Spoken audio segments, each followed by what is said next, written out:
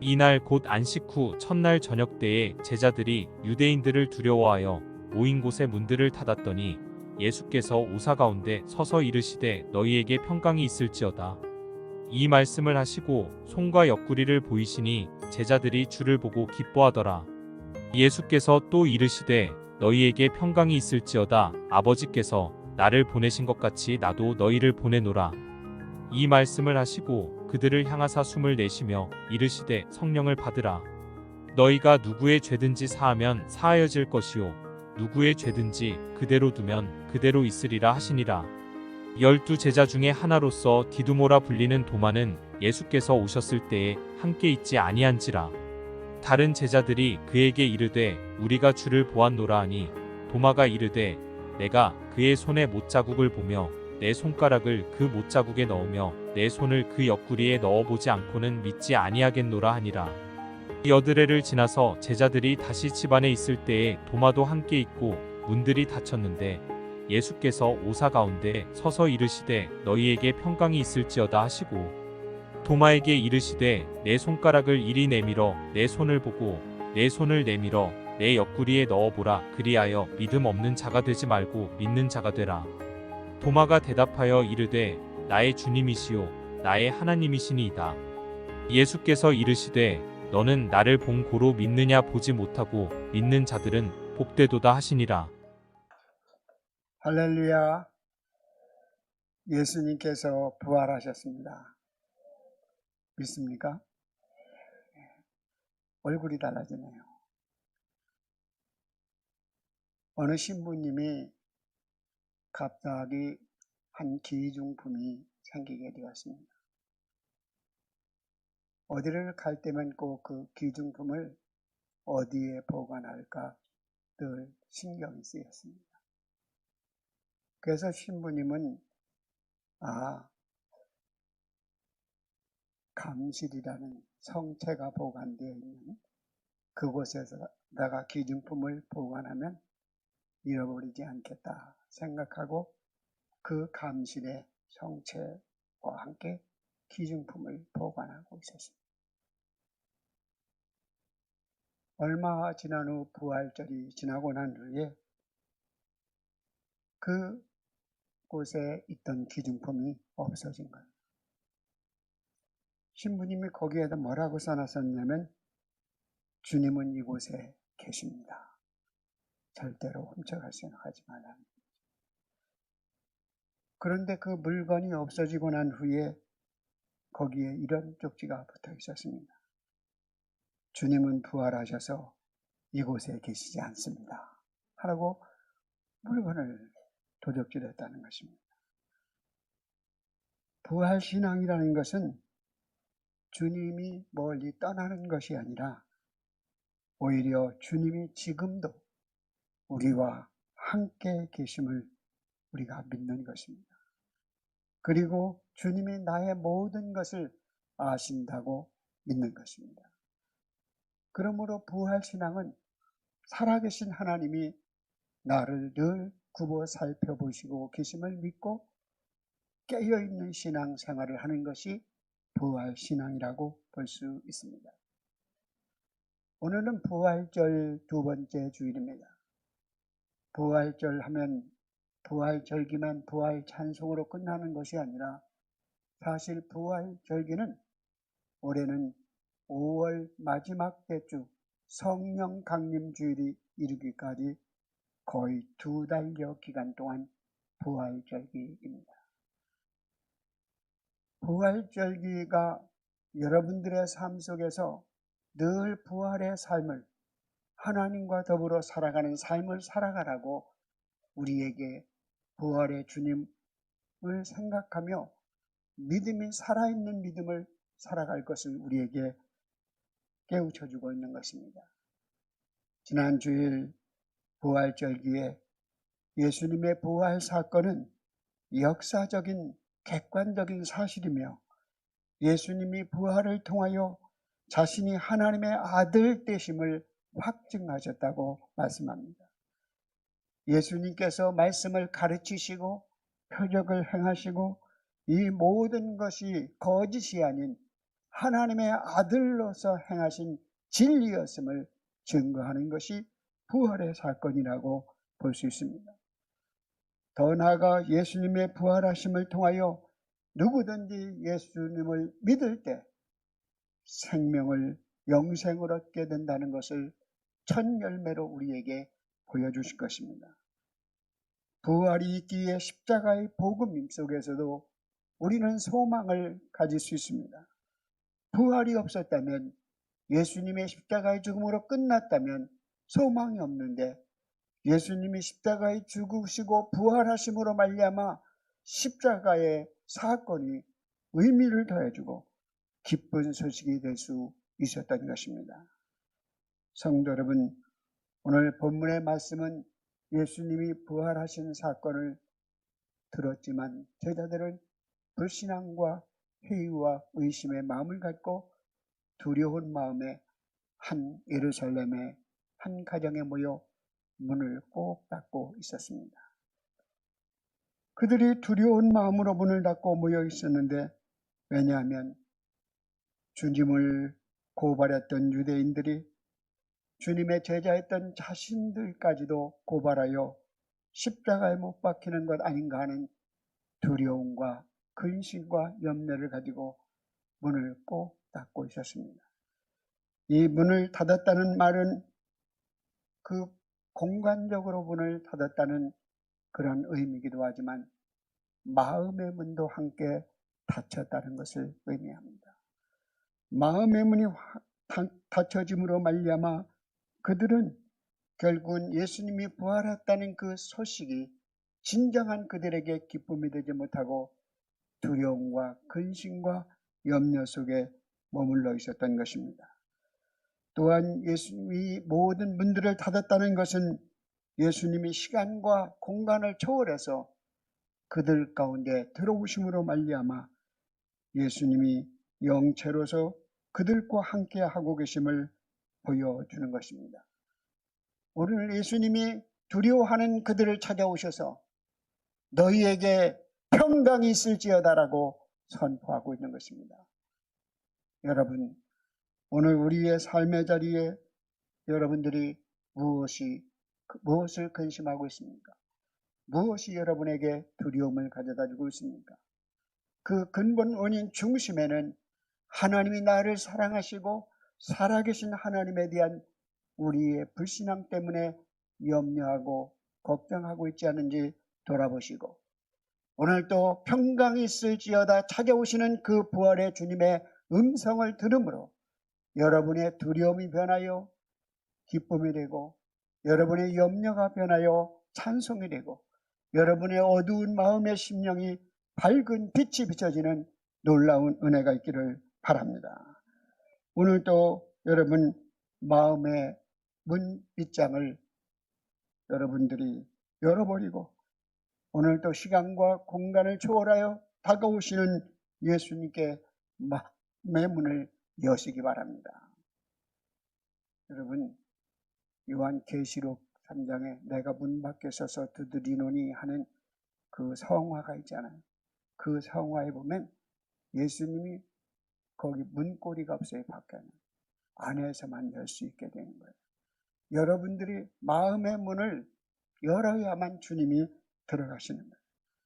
우리 사랑의 주님께서 지금도 우리의 삶 가운데 우리의 마음의 중심에 찾아오셔서 우리를 마음의 문을 두드리며 마음의 문을 열어달라고, 그리고 두려움, 염려, 근심을 버리고 너희에게 평강이 있을지어다 찾아오시는 그 주님을 맞이하시는 여러분이 되시기 바랍니다. 갓난아이가 엄마가 함께하지 않으면 평안을 잃어버리고 근심하고 두려워할 때가 있습니다. 하나님의 백성들이 하나님이 함께하지 않는다는 생각을 가지면 진정한 평강을 누릴 수 없습니다. 그래서 이 평강이란 잠자리에서 아무런 걸림이 없는 것, 이것이 평강입니다. 여러분 잠을 들려 하는데 자식 때문에, 또 사업 때문에, 건강 때문에, 또 어떤 세상의 어떤 문제 때문에 자꾸 걸림이 된다면 이건 참된 평강이 없는 거예요. 우리의 문제보다 크신 주님이, 우리의 두려움보다 크신 주님이, 우리의 근심보다 크신 주님이 우리 안에 찾아오시며 평강이 있을지어다고 그 말씀을 들으시고 여러분이 진정한 평화를 누리는 하나님의 사람들이 되시기를 바랍니다. 오늘 또 그 주님이 말씀하시는 거예요. 내가 너희에게 평안을 주노라. 우리 요한복음 14장 27절 말씀을 같이 읽겠습니다. 평안을 너희에게 끼치노니 곧 나의 평안을 너희에게 주노라. 내가 너희에게 주는 것은 세상이 주는 것 같지 아니하리라. 너희는 마음에 근심하지도 말고 두려워하지 말라. 주님의 평화가 여러분 마음을 사로잡을 수 있기를 바랍니다. 이 주님이 주시는 그 평안은 우리로 하여금 어떻게 보면 주님이 찾아오셔서 내가 상처는 내가 받더라도 너희가 평강을 누리고 고난은 내가 받더라도 너희가 은혜를 누리기를 원한다. 주님이 주시는 평강은 상황과 환경에서 오는 것이 아니라 믿음과 성령 안에서 누리는 영적인 상태를 의미합니다. 세상에 빼앗아갈 수 없는 그 평강, 그 기쁨, 그 은혜가 여러분들 가운데 충만하여 우리의 삶의 환경에 어떤 어려움이 있다 할지라도 살아계신 주님으로 인하여 주시는 위로와 평강을 누리는 부활의 계절이 되시기를 주의 이름으로 축복합니다. 또 하나 생각할 두 번째는 성령을 받으라고 말씀합니다. 그 성령을 받으라는 말씀 전에 아버지께서 나를 보내신 것 같이 나이도 너희를 보내노라 말씀하시고 그들을 향하여 숨을 내쉬며 이르시되 성령을 받으라. 부활하신 주님께서 제자들에게 성령을 받으라고 말씀하신 것은 나도 너희를 보내노니 하며 사명을 감당하기 위하여 주시는 선물인 것입니다. 사도행전은 복음의 행전이요 성령의 행전이라고 말하지 않습니까? 그러므로 아버지께서 나를 보내신 것 같이 나도 너희를 보내노라. 이 말씀은 그냥 보내지 아니하시고 성령을 너희에게 주셔서 그 성령의 능력으로 복음을 전파하고 사명을 감당할 수 있게 하기 위하여 성령을 받으라고 말씀하는 거예요.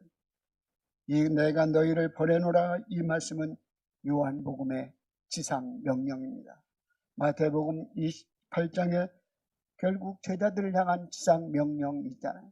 오늘 요한복음에 결국은 내가 너희를 보내노라는 이 말씀은 지상 명령입니다. 초기 교회에 예루살렘 교회와 안디옥 교회가 있었습니다. 예루살렘 교회는 예루살렘이 있었고 안디옥은 안디옥 교회에 있는데 특징이 있었습니다. 안디옥 교회는 선교에 열심을 가졌어요. 근데 예루살렘 교회는 선교보다는 거기 자체에 모여서 예배하는 일에만 열심히 했습니다.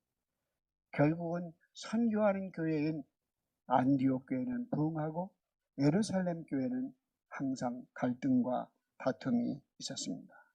오늘 말씀에 성령을 받기 위하여 숨을 내쉬는 이 사건은 천지 창조하실 때 아담을 흙으로 빚으시고 생기를 불어넣는 사건을 생각하게 합니다. 그리고 에스겔 골짜기에서 마른 뼈들에게 생기를 불어넣으므로 마른 뼈들아 살아나리라. 에스겔 37장의 말씀을 생각하게 합니다. 그리고 열왕기상에 나오는 엘리야가 과부의 아들이 죽었을 때 그를 안고 그의 코에 생기를 혼을 불어넣으므로 그를 살리는 사건을 생각하게 됩니다. 그러므로 숨을 내쉬며 성령을 불어넣는 것은 사람의 생명을 살리는 생기를 불어넣는 누하으라는 놀라운 엄청난 사건이라고 볼 수 있습니다. 침체됐던 자리에서 근심되던 자리에서 주저앉았던 자리에서 이제 성령이 너희에게 임하시면 복음을 전하지 않고는 견딜 수 없게 되고 하나님의 사명을 감당할 수밖에 없는 자리로 우리를 이끄시는 것입니다. 에레미야 선지자가 내가 하나님의 말씀을 전하지 아니하려 하면 내 중심이 불붙는 것 같아 견딜 수 없나이다라고 말하며 하나님의 말씀을 선포했던 것처럼 성령이 여러분에게 임하시면 하나님이 여러분을 일하시도록 여러분이 말씀을 전하도록 역사하시는 줄 믿습니다. 오늘 이미 성령께서 우리에게 보내시겠다고, 보혜사 성령을 우리에게 보내시겠다고 주님은 요한복음 14장 16절 이하에 말씀하고 있습니다. 성령에 대한 약속을 성취시킵니다. 언제 성취시킵니까? 개인적으로 하는 것이 아니라 공동체적으로 성령 받는 사건은 사도행전 2장 마가의 다락방에 기도할 때 성령, 불같은 성령이 그들에게 임했던 것입니다. 오늘 요한복음 14장 16절 18절을 함께 읽겠습니다. 내가 아버지께 구하겠으니 그가 또 다른 보혜사를 너희에게 주사 영원토록 너희와 함께 있게 하리니 내가 너희를 고아와 같이 버려두지 아니하고 너희에게로 오리라. 아멘. 이 말씀이 성취돼서 성령이 오셨습니다. 여러분, 성령이 오심으로 두려움 속에 있던 사람들이, 제자들이 새로운 존재가 되었습니다. 성령 안에 우리는 하나 될 수 있고 성령 안에 새로운 마음을 가질 수 있고 성령 안에서 복음을 전파하시는 믿음의 사람이 될 수 있는 줄 믿습니다. 어느 목사님이 새로운 교회에 부임하게 되었습니다. 첫 설교를 마치고 났더니 교우들이 인사하는데 한 권사님이 이렇게 말하는 거예요. 목사님, 우리 교회 수천 명 교인들의 마음을 다 맞추려면 얼마나 고생하시겠어요? 하면서 걱정스러운 말투로 목사님께 말씀하더라는 거예요. 그러자 목사님은 이렇게 대답을 했습니다. 권사님, 걱정하지 마세요. 수천 명의 교인의 마음을 맞추기보다는 오직 한 분, 예수님께 마음을 맞추기를 원합니다. 오직 한 분, 주님의 뜻을 맞추기를 원합니다. 그 주님께 초점을 맞추고 주님의 마음이 들도록 했으면 온전히 교회가 하나 되고 평안할 줄 믿습니다. 라고 얘기했다는 것입니다. 성령이 함께할 때 우리에게 새로운 마음을 주시고 성령이 함께할 때 우리가 말씀을 행할 수 있는 능력을 주시는 것입니다. 여러분, 에스겔서 36장 26절 27절을 같이 읽겠습니다.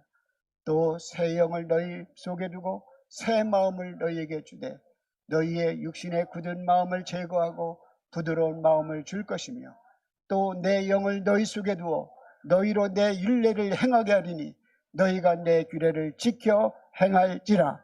아멘.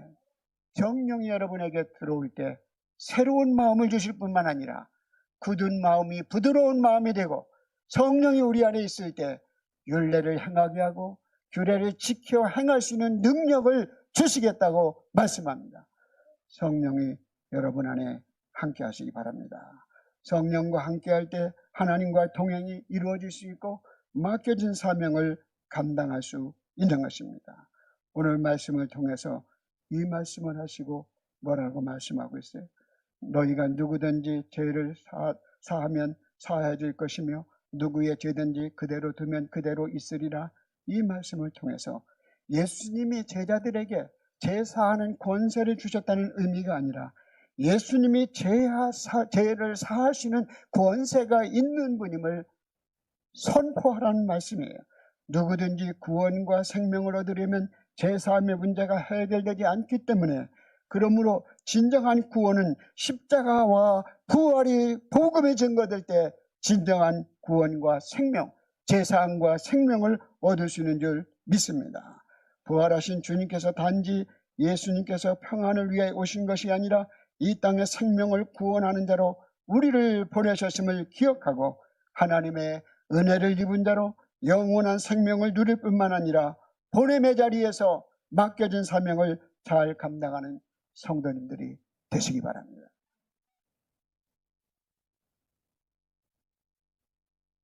남편 없이 혼자 살아가는 할머니가 불쌍하대요.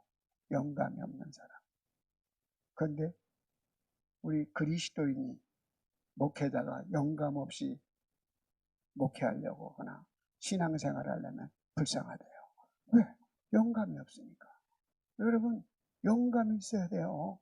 하나님의 말씀을 들어도 영적인 깨달음이 있어야 되고, 또 목회자의 위치에 서면 말씀을 전하려 하는데 아무런 생각이 나지 않으면 무슨 말씀을 전하겠어요? 여러분 생각해 보세요. 말씀을 전하면 여러분 웬만한 말씀 다 알잖아요. 여러분 이 하나님의 말씀을, 여러분들의 말씀이 우리가 살아 움직이기 위해서는 내게 은혜가 되고 내게 체험이 되고 내게 간증되는 말씀이 선포될 때 살아있는 말씀이 될 수 있는 것입니다. 이것이 생명의 말씀이에요. 그러므로 우리의 삶 속에서 성령이 함께 하셔야만 말씀에 대한 깨달음이 있고 말씀에 대해 순종할 수 있는 능력이 있고 말씀을 듣는 자가 감동, 감화가 이루어지는 줄 믿습니다. 성령을 받아 맡겨진 사명을 잘 감당하는 성도로 승리하시기 바랍니다. 세 번째로, 믿음이 없는 자가 되지 말고 믿는 자가 되라는 말씀입니다. 여러분, 카라바조의 성화가 있습니다. 여기에 뻐끔히 예수님의 옆구리에 손가락을 집어넣는 사람은 누구예요? 도마. 의심 많은 도마라고 그러죠. 그런데 의심 많은 도마 때문에 현대 신앙생활하는 사람들에게 큰 도전을 주고 용기를 줍니다. 예수님의 이 도마에 이러한 사건이 없었다면 부활하신 거 누가 봤어? 누가 만져봤어? 그렇게 말할 수 있잖아요. 누가 보았어? 500의 형제가 보았고 만져봤어? 도마가 만져봤어. 그렇게 말하는 이 카라바조의 의심 많은 도마, 이 도마가 결국은 의심 많고 회의에서 믿음 가운데 나가는 가운데 많은 갈등이 있었지만 믿음으로 주님을 붙잡았기 위해 변화됐습니다. 그래서 인도 지역에 가서 남부 지역에 가서 복음을 전하다 순교했습니다. 그래서 지금 인도 지역에 옛 지역엔 마드라스, 현재는 첸나이 지역에 가보면 성도마의 기념교회가 있습니다. 거기에 지하에 뭐가 있는지 알아요? 도마의 손가락이 있어요. 도마의 손가락. 지금도 보관하고 있습니다. 도마의 손가락. 오늘 도마의 모습은 나의 모습입니다. 우리의 모습입니다. 도마의 모습을 통하여 현 시대의 모든 사람들을 위한 하나님의 주님의 배려가 있었습니다. 왜냐하면 현 시대는 누구든지 주님을 직접 보지 못하지만 주님의 말씀을 믿고 주님의 말씀을 따라 믿고 우리가 주님의 초청에 응답할 수 있기 때문입니다. 오늘 도마는 왜 실패했었습니까? 순간적으로 결국 다른 제자가 다 함께 모여 기도하고 염려하는 자리에 함께 머물러 있지 않았습니다. 그래서 도마는 다른 제자와 함께 있지 않았으므로 결국 예수님을 의심했습니다. 그리고 또 도마는 어떤 믿음을 가졌습니까? 경험해보지 않고는, 내가 직접 보지 않고는 믿지 않겠다는 경험적 믿음을 강조했습니다. 그러나 히브리서 11장 1절에 보면 믿음은 바라는 것의 실상이요 보지 못하는 것의 증거라고 말씀했습니다. 믿음 위에 자신의 경험을 먼저 앞세우지 마십시오. 믿음 아래 자신의 경험을 주십시오.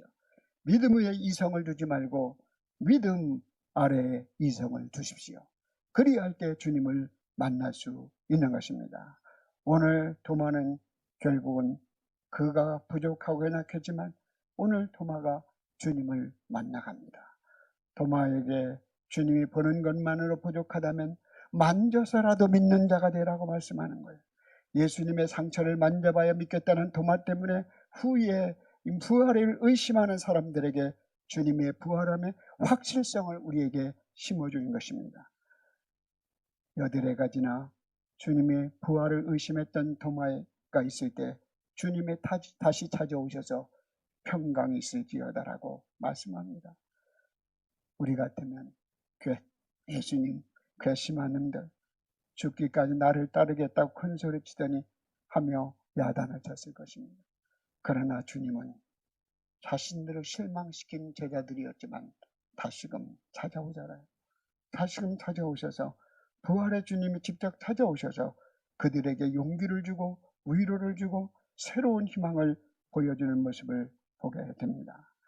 오늘 너희를 위해 부활하신 주님이 제자가 있는 도마가 있을 때 찾아오심으로 말미암아 너희에게 평강이 있을지어다라고 또 선포하고 있는 것입니다. 그러면서 주님의 손과 옆구리를 내 손을 내밀어 넣어보라 하시며 믿음이 없는 자가 되지 말고 믿는 자가 되라고 말씀합니다. 여러분, 주님이 이 도마는 이렇게 생각했을 거예요. 내가 제자들과 조용히 얘기했던 것 예수님 다 아네. 제자들을 누가 꼬드겼나?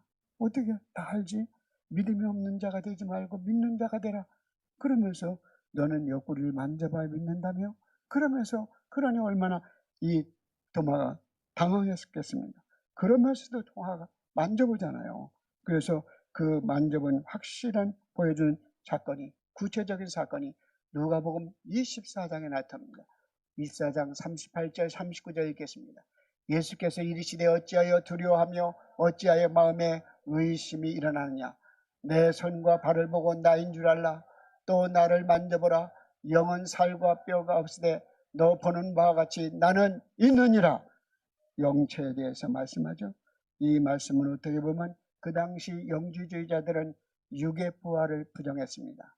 그 영주주의자들에게 육의 부활을 새롭게 함으로 영체로 변화되는 것에 보여주심을 통하여 영주주의자들을 잠재우는 역할도 했을 것입니다.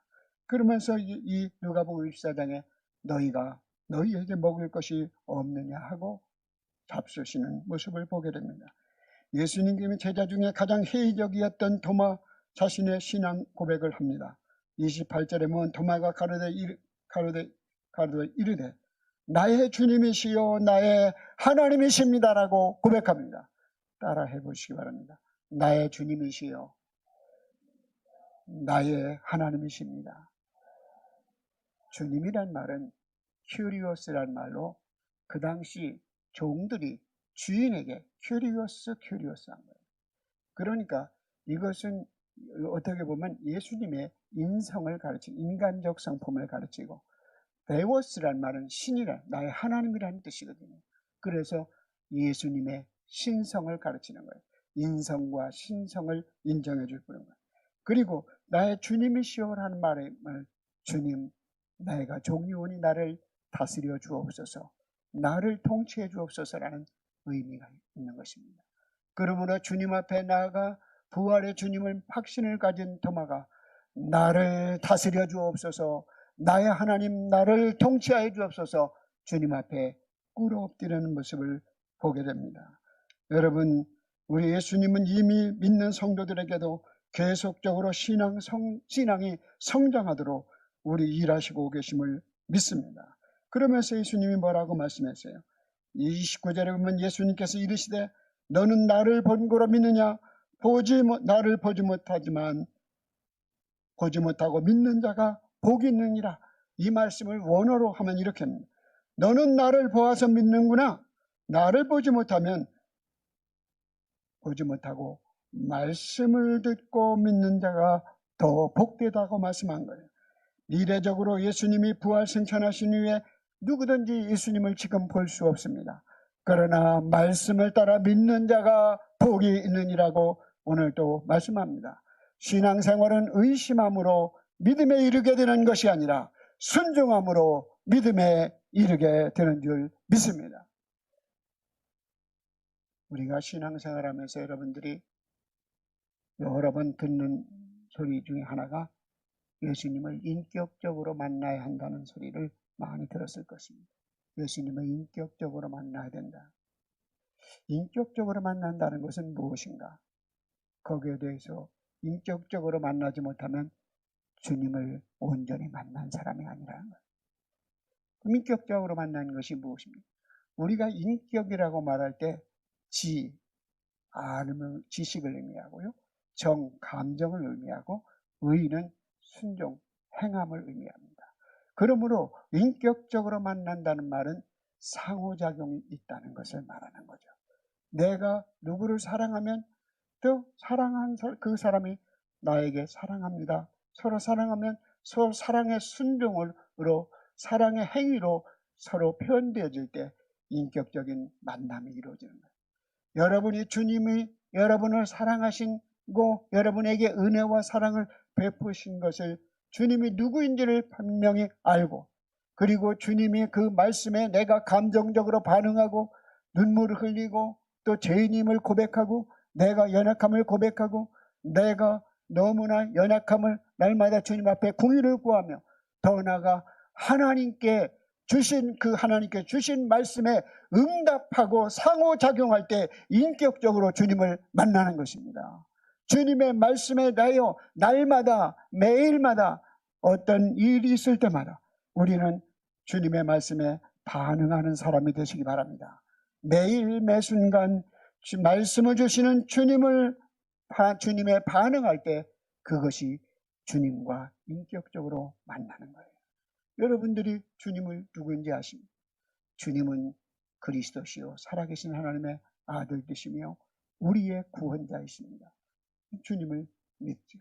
그러면 그 주님을 믿음으로 말미암아 너무나 감사합니다.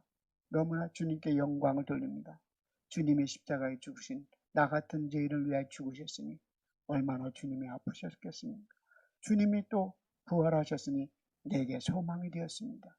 어둠에 갇혀있는 나에게, 근심과 사망과 죄에 갇혀있는 저희들에게 소망을 주셨습니다. 그래서 주님께 감사하며 영광을 돌리고 내 주님 말씀을 순종하겠습니다. 헌신하겠습니다. 주님의 뜻을 따르겠습니다.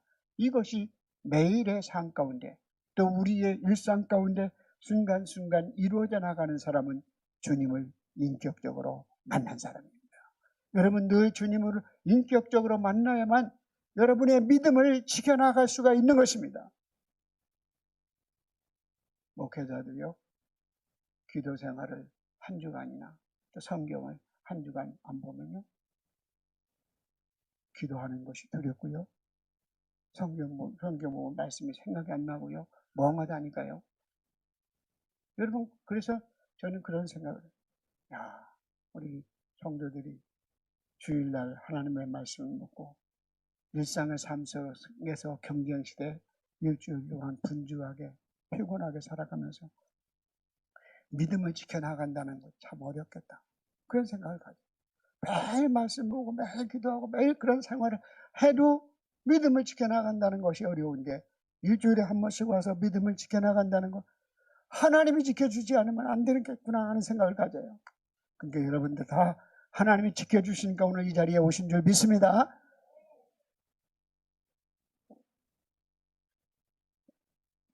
오늘 믿음의 확신이 흔들릴 때 우리가 붙잡아야 될 것은 무엇입니까? 주님의 말씀을 가까이 하는 거예요. 그래야 인격적 교제가 이루어지죠. 주님의 말씀이 없으면 믿고 싶은 대로 믿고 보고 싶은 대로 보며 바로 옆에 계신 주님을 알아보지 못합니다. 내 마음대로 믿어요. 여러분 말씀을 가까이 하셔서 주님을 만나시기 바랍니다. 성도의 교제를 통하여 또한 믿음을 지켜나갈 수 있기를 바랍니다. 모닥불을 피워놨는데 그 모닥불을 하나하나 떼어내면 다 불이 꺼집니다. 그러나 그 모닥불을 다시금 장작개비를 모아놓으면 화를 타오릅니다. 우리가 믿음이 식어질 때 따로 혼자 있으면 믿음의 불꽃이 꺼져가요. 그러나 공동체 안에 사랑의 교제를 나누고 믿음의 사랑과 간증을 나누고 찬양하고 기도할 때 다시금 믿음이 살아나는 줄 믿습니다. 오늘 예수님께서 제자들 앞에서 이렇게 말씀합니다.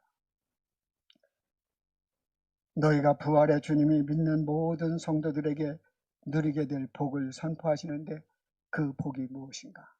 그 복에 대해서 오늘 결론적으로 이렇게 말씀합니다. 오늘 31절 말씀을 같이 읽겠습니다. 성경 보시면 31절, 오직 이것을 기록하면 너희로 예수께서 하나님의 아들 그리스도이심을 믿게 하려 하며 또 너희로 믿고 그 이름에 힘입어 생명을 얻게 하려 함이라. 아멘.